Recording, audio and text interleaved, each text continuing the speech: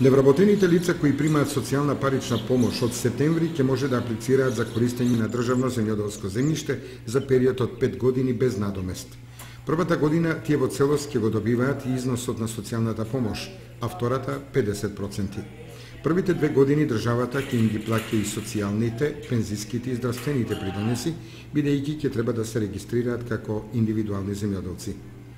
Исто така, тие ќе може да добиваат и државна помош за одгледување житни, индустријски и фуражни култури, како и градинарски. Се размислува да им се помогне да обезбедат полесна механизација за обработка на земјиштето. Ова го предвидува владината програма за плодоуживање. Невработените лица, корисници на социјална помош, кои ќе сакаат да одгледуваат индустријски, фуражни или житни култури, ќе може да аплицираат за најмногу 4 хектари, ако земјиштето е под систем за наводнување, и до 7 хектари ако не е.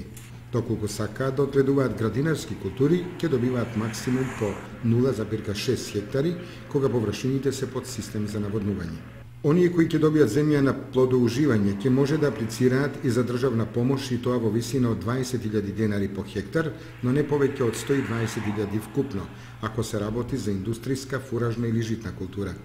За земјоделците кои ќе одгледуваат градинарски култури предвидена е помош во висина од 55.000 денари по хектар. Неделава ќе бидат објавени парцелите за кои ќе може да се аплицира.